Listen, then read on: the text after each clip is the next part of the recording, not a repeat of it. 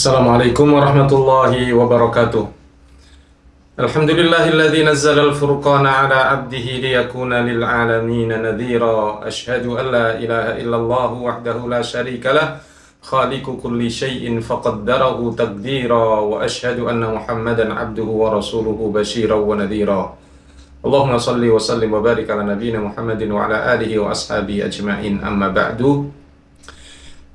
Pemirsa, saudara-saudari so'imin so'imat yang dirahmati Allah, kembali berjumpa dengan Ibnu Jarir ma'akum dalam kultum 7 menit jelang buka ini.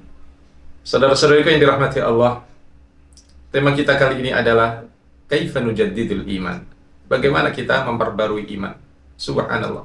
Iman dalam diri kita semuanya. Rasulullah SAW sampaikan, innal imana fi jawfi ahadikum kama yukhlaqus saub. Sungguhnya iman bersemayam dalam dada-dada kita ini sebagaimana kita pakai baju. Baju ini pagi kita pakai, sore mungkin sudah lusuh, perlu kita cuci dan kita bersihkan, besok baru bisa kita pakai lagi. Dan seperti itu kondisi iman kita. Bila hati-hati kita kotor, maka sungguh pengaruhnya pada iman kita. Dan oleh sebab itu kita perlu untuk selalu memperbarui iman kita. Fakaifa nujaddidul iman. Bagaimana kita memperbarui iman? Yang pertama adalah al-iktsaru min qauli la ilaha illallah. Subhanallah. Memperbanyak membaca la ilaha illallah.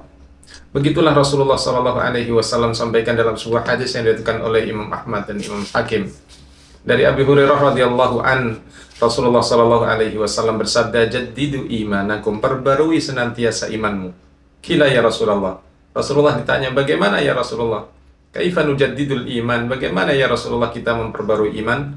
Qal aktsiru min qauli la ilaha illallah. Rasulullah SAW bersabda, perbanyaklah membaca la ilaha illallah. Subhanallah. Dan butuh kita semuanya untuk mendawamkan kalimat ini. Yang kedua, saudara-saudariku yang dirahmati Allah so'imin so'imat, yang kedua adalah penting ini, huduru majlisil ilm, hadir ke majlis ilmu. Masya Allah, ini penting. Kenapa begitu? Kita berada di majlis ilmu, majlis zikir, itu seperti seakan kita berada di sisi Rasulullah SAW. Dalam sebuah kisah yang amat masyhur sekali, suatu hari Abu Bakar ibnul Khattab, Abu Bakar radhiyallahu an, Abu Bakar As-Siddiq radhiyallahu an, ketemu dengan salah seorang sahabat Rasulullah SAW, sang penulis wahyu, Handhalah bin Rabi' al-Usaidi. Lalu kemudian Abu Bakar bertanya, kaifa asbahta ya Handhalah? Apa kabar hari ini wahai Handhalah? Jawab Handhalah, di luar apa yang diduga oleh Abu Bakar radhiyallahu an. Handhalah mengatakan, nafaqtu ana, aku hari ini telah munafik. Subhanallah, madza qulta ya akhi, kata Abu Bakar. Subhanallah, apa yang kamu katakan saudaraku? Apakah saudara setiap hari berjumpa dengan Rasulullah SAW hari ini telah munafik? Handhalah mengatakan, kaifa la ya Abu Bakar, bagaimana aku tidak munafik wahai Abu Bakar? Idza kuntu inda majlisir Rasul sallallahu alaihi wasallam wa tahaddatsa Rasulullah sallallahu alaihi wasallam anil jannati wan nar wa ka'anni arahuma ra'ya ainin. Bagaimana tidak munafik wahai Abu Bakar?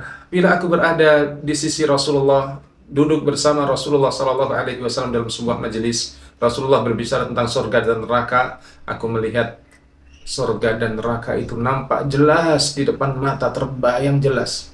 Walakin idza ta'adna anhu afasna zaujat wa dhai'at nusina.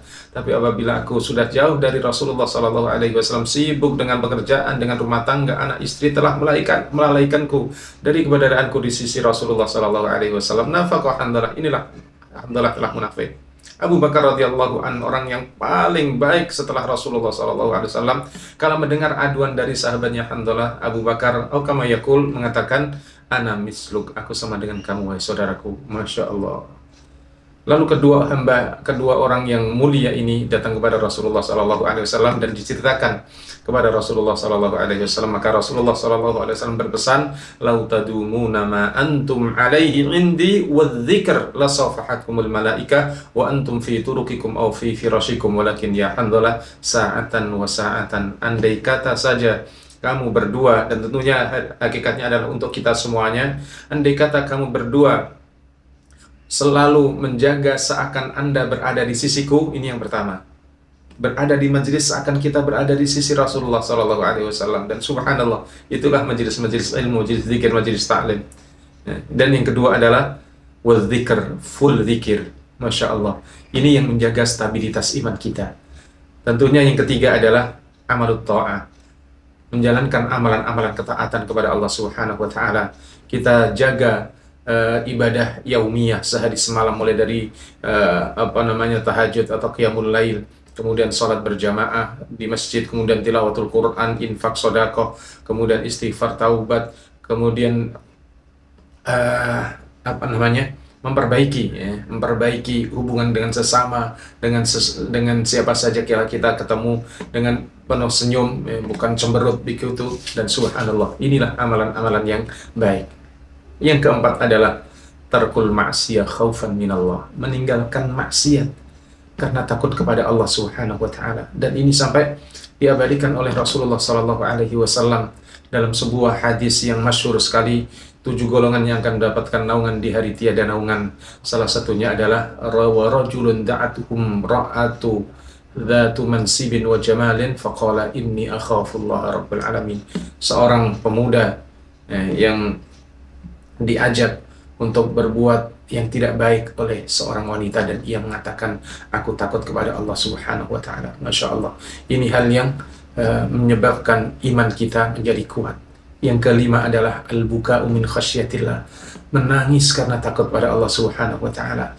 Berbagai bentuk tangisan, ada tangis rindu, tangis cinta, tangis sedih, tangis macam-macam. Tapi yang Allah Subhanahu wa taala cintai adalah al-buka'u min khasyatillah, menangis karena takut pada Allah Subhanahu wa taala. Ramadan ini sungguhnya melembutkan hati-hati kita, menjadikan hati-hati kita gampang menangis. Maka sungguh saatnya kita menangis di hadapan Allah Subhanahu wa taala dalam kesendirian kita, di malam hari kita merenung dan melihat pada diri kita betapa kerdil kecil, banyak berbagai kekurangan. Allah Subhanahu wa taala Maha Agung, dan di sisinya ada ampunan, di sisinya ada pintu taubat, dan seterusnya. Masya Allah, ini kalau kita lihat pada diri kita, Allahu Akbar, inilah kita semuanya. Maka perlu untuk sesekali kita menangis, atau mungkin sering kita menangis karena takut pada Allah Subhanahu wa taala. Dan Rasul jamin dalam sebuah hadis yang diriwayatkan oleh Imam Muslim, ainani la tamassuhuma nar, 2 pasang mata yang tidak akan disentuh oleh api neraka. Salah satunya adalah ainun bakat min khasyatillah, mata yang sering menangis karena takut kepada Allah Subhanahu wa taala. Dan yang terakhir, yang keenam adalah al-mu'ayyasyah ma'al Qur'an, yang menjaga stabilitas kita adalah berinteraksi dalam keseharian kita dengan Al-Quran. Demikian Shaimin Shaimat yang dirahmati Allah, semoga selalu dalam keberkahan. Assalamualaikum warahmatullahi wabarakatuh.